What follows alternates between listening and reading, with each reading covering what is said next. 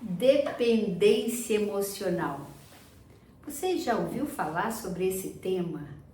É sobre isso que vamos conversar hoje. E eu tenho um convidado muito especial, constelador familiar, terapeuta renascedor, uma pessoa que tem ajudado muitas pessoas ao longo desses últimos anos. Então, fale um pouquinho sobre você, Vinícius. Então, primeiro, para mim é um prazer estar aqui com vocês, compartilhando um pouco desse tema. E agradeço a essa mulher aqui também que eu conheço há muito tempo, que por um acaso é minha mãe. Agradeço ela pelo convite para a gente explorar um pouco esse tema, que é dependência emocional. Eu trabalho com algumas vivências terapêuticas, práticas meditativas, retiros, atendimentos individuais. Eu espero poder contribuir um pouquinho. Muitas vezes a gente nem percebe, né? E quando a gente olha na nossa jornada de vida, pode ser que a gente já tenha experimentado essa dependência emocional. Eu penso que deve ser uma sensação de estar preso em algum contexto assim, né? Tem gente que tem dependência emocional de filho, dependência emocional da mãe, dependência emocional amorosa. Fala um pouquinho o que é isso e como é que nós podemos identificar se estamos dentro dessa prisão, se é que eu posso chamar assim. Eu vou falar um pouquinho como eu entendo, né? Como o próprio nome já diz, é uma dependência emocional, ou seja, a gente depende de o outro para que o outro nos faça bem no nível emocional. Então a gente muitas vezes, né, não consegue cuidar das nossas emoções, então por a gente não conseguir cuidar delas, a gente depende de uma outra pessoa para isso. É como se eu não conseguisse ficar feliz sozinha, que eu não ficasse bem comigo mesma, na minha própria companhia. É isso, né? E também assim, envolve uma certa responsabilidade que a gente tem com as nossas próprias emoções, porque tem uma coisa que é muito interessante também, assim, né? Uma pessoa que ela não tem dependência emocional, não é que ela não sente as emoções desafiadoras, mas ela sente também, né? Tristeza, saudade de uma pessoa. A diferença, eu acredito, que é como a gente lida com elas. Se a gente responsabiliza o outro por conta disso, ou se nós somos capazes de sentir e cuidar disso que a gente está sentindo sem responsabilizar o outro por isso. Eu poderia dizer que uma pessoa que tem essa dependência emocional, ela é meio que vítima da situação. É vítima da situação, e uma vítima porque ela não consegue gerenciar o que ela está sentindo, então é como se ela precisasse que a outra pessoa fizesse esse papel. Tem um exemplo assim que eu gosto de dar, que eu acho que ajuda muito bem a explicar isso, porque as emoções, elas são representadas também sim pela nossa criança interior. E a dependência emocional é como se a gente tivesse assim um filho, e esse filho, a gente no momento que ele está passando por uma situação difícil, a gente abandonasse ele. Então o filho vai buscar alguém para cuidar dele, e aí ele busca nos relacionamentos alguém para cuidar daquilo que ele está sentindo. Muitas vezes pode tomar ações ruins, né, nas relações por conta dessa dependência. E então a gente conseguir olhar para as nossas emoções como a gente olha assim para uma criança. Se eu estou sentindo algo, eu sou responsável por cuidar dela. Eu até posso, por exemplo, assim, igual acontece quando a gente tem filho, se você precisar, você pede alguém para ficar um pouco com seu filho, para você fazer alguma coisa, você pede a pessoa. Da mesma forma também, às vezes a gente está sentindo falta de alguém, e a gente pode dizer, isso é humano e faz parte das relações. Você pode dizer assim, olha, eu estou sentindo falta, será que você gostaria de fazer algo comigo? A grande questão é como que a gente lida com isso tudo. Imagine que a pessoa diz assim, não posso. E aí, se é uma pessoa que tem dependência emocional nesse momento, provavelmente ela vai falar assim, como assim? Como você faz isso? E vai começar a julgar a outra pessoa, né? Seria o mesmo que a gente tem um filho e pede para uma pessoa ficar com ele um pouquinho e ela fala, não pode. E a gente começa a julgar ela e responsabilizar ela. Epa, né? Nós somos responsáveis pelas nossas emoções, como os pais são responsáveis pela criança, sabe? Então a gente precisa aprender a ser pais de nós mesmos, né? Dessa criança interior. É como desenvolver uma maturidade emocional.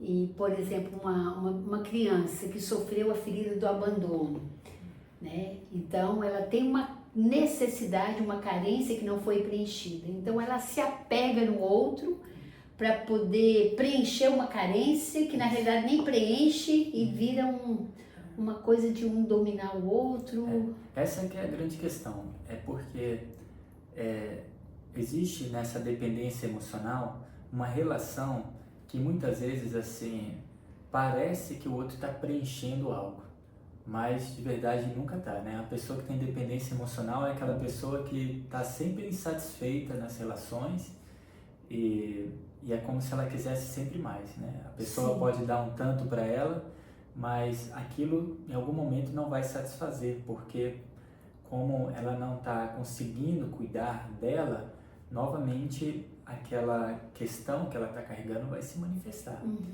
Então é muito comum a gente trazer as nossas dores das coisas que a gente vivenciou na infância, como você falou, por exemplo, um abandono, coisas que a gente ouviu, e a gente traz isso para as relações, né? Sim.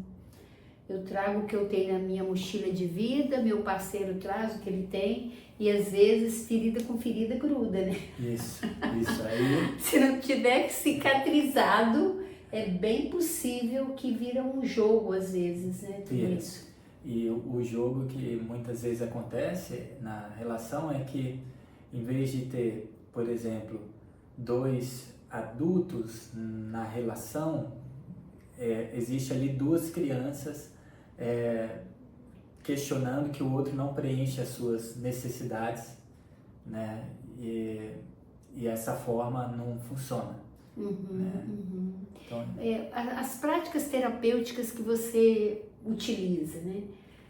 Renascimento, que eu gosto demais, eu trabalho com PNL há muitos anos, eu sei também que é uma ferramenta que ajuda a pessoa a assumir responsabilidade, mas o renascimento, ele ajuda a curar feridas, limpar memórias emocionais. Sim. E isso pode fortalecer muito a pessoa para ela se posicionar melhor na vida, não é? Sim. Existe uma questão que acontece conosco, né? É que a gente vai passando pela nossa vida, né? Desde a nossa infância, e a gente vai reprimindo as nossas emoções. Aquilo que a gente sentia naturalmente, a gente começa a reprimir. Então essas emoções que a gente reprime, elas ficam no corpo. E aí nas relações o que acontece muito é que as pessoas, elas funcionam como gatilhos que despertam em nós essas memórias emocionais que estão aqui dentro. Então essa prática que chama a respiração Rebirth, né, ou renascimento, é uma prática que através da respiração a gente libera essas memórias emocionais que estão no corpo, né? Um dos benefícios dessa prática, ela libera cargas emocionais que a gente está carregando assim há muito tempo na nossa vida. Então ela ajuda a gente a liberar essa carga e também ajuda a gente ter uma certa conexão com as nossas emoções, uma certa intimidade, onde a gente vai aprendendo a expressar ela de uma forma positiva sem culpar os outros. E aquilo que a gente não expressa na nossa vida fica reprimido no corpo, e através do processo do renascimento a gente vai limpando isso, e às vezes até algum trauma que a gente teve, né? Sim, porque o trauma, ele é composto também pela carga emocional que está naquele trauma. Então quando a gente está falando de trauma, nós estamos falando também de uma carga emocional, energética que está no corpo, que é aquilo que a pessoa vivenciou e ela tem um certo receio de sentir aquilo, né? E muitas vezes para a gente integrar esse processo, ela precisa primeiro assim dar uma aceitação para aqueles sentimentos que envolvem aquilo ali primeiro, para que ela possa ressignificar aquilo. E às vezes ela tem acesso às coisas que estão até no inconsciente, né? Antes da PNL eu trabalhei com o Renascimento e ele era um menininho, gente. E eu fico muito feliz de ver esse trabalho que você tem feito para ajudar as pessoas a terem acesso a coisas que elas nem sabem que estão ali, porque às vezes assim, mentalmente, racionalmente, eu faço uma análise do meu comportamento, ressignifico aquilo, aceito, mas às vezes nós temos tanta coisa, tanto lixo debaixo do tapete, né, que Sim. pode ser, sei lá, reciclado ou pode ser limpo mesmo, né? Isso. O interessante dessa abordagem, né, é porque ela leva a gente num nível assim inconsciente, assim, onde muitas vezes a gente não chega lá para resolver as questões que a gente carrega, porque tem muitas questões que a gente carrega que estão no nível inconsciente, é tipo aquela casa bem grande que tem um porãozinho, né, e chegar lá no porão a gente precisa saber o caminho. A respiração é um desses caminhos que leva a gente chegar lá para resolver aquelas coisas que estão no porão, porque eventualmente essas coisas que estão lá, elas saem, né? Elas vêm à tona nas nossas relações, na relação com uma outra pessoa, de repente a gente estoura com uma pessoa, ou vem assim uma carência, um sentimento de abandono. Então tudo isso está no nível inconsciente e muitas vezes a gente precisa de um caminho para chegar lá e fazer essa organização desse lugar. E às vezes a gente tem um certo medo de entrar no porão, né? Eu sei como é. E isso pode fazer com que a pessoa se conecte com o seu sentimento de amor próprio e não fique tanto na dependência emocional, porque ela tira um tempo para curar suas próprias feridas. Sim. Às vezes eu sugiro para os alunos para não ficar em relacionamento nenhum até que ele aprenda a se relacionar melhor com ele mesmo. Às vezes eu até sugiro, coloca um tapume, escreva assim, estou em reforma para melhor te atender. Sim. E você tem um retiro que acontece de vez em quando. Sim. Eu sei disso e é um trabalho lindíssimo. Fala um pouquinho sobre esse retiro, porque às vezes alguém que está aí nos ouvindo tem alguma questão emocional para resolver, para poder resolver, e o retiro ele não é cirúrgico, né? A pessoa dá um mergulho e sai bem melhor. O retiro é uma oportunidade para as pessoas, né, que estão buscando essa reconexão consigo mesmo, em um lugar assim que a gente faz, com muita natureza, onde a gente utiliza assim, práticas terapêuticas que tem esse propósito de liberar bloqueios emocionais e energéticos que a gente carrega.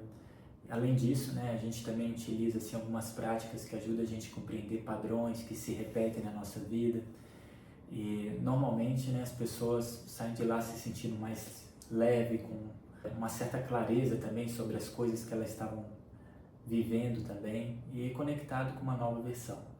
Então, a gente fica muito feliz assim quando a gente recebe relatos, por exemplo, assim, de pessoas que tinham crises de ansiedade, ou estavam assim sentindo uma tristeza profunda, porque as práticas que a gente utiliza lá, né, elas têm essa intenção de liberar essa carga e trazer essa reconexão.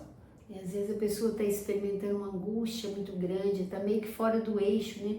Ela passa por situações que é um baque na vida, que deixa ela lá embaixo, né? E eu vejo o resultado dessas pessoas que voltam do retiro, parece que ela tem um novo brilho no olhar e é uma coisa que vai sustentando melhor, né, a postura de vida delas. Sim, isso aí, é uma oportunidade.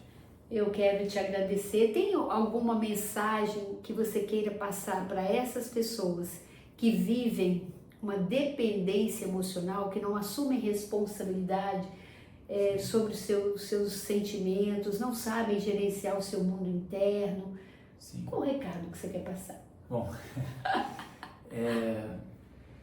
primeiro saibam que existe caminhos para isso, sabe? Que a vida ela não precisa ser assim, porque o que eu acho que é muito comum é que às vezes a gente acostuma com um jeito ruim de se viver e a gente vai vivendo assim, numa relação difícil, e a gente acha muitas vezes que tem que ser assim. Então saiba que existem caminhos e busque ajuda, busca um caminho onde você possa lidar com isso, porque tem muitas práticas assim que nos ajudam nesse processo. Exatamente. E para a pessoa ficar atualizada sobre os seus atendimentos, sobre o retiro, sobre as vivências, né, de renascimento, constelação familiar, deixa aí o seu Instagram para que eles possam te seguir e quem sabe se dá a oportunidade de mergulhar no processo de transformação. Tá, então meu Instagram é viniciusc.lopes. Vinícius C. Lopes. E o meu Instagram é luisalopes.pnl. Nós estamos juntos nessa jornada, ajudando a transformar vidas. Se você ainda não se inscreveu no meu canal, faça isso agora e vai aí, clica nesse sininho, porque toda semana a gente tem conteúdo novo. E se fez sentido esse vídeo, curta, compartilhe, entre em contato com a gente, porque nada é por acaso, nós estamos aqui para te apoiar. Gratidão pelo tempo que vocês ficaram conosco, gratidão, filho amado.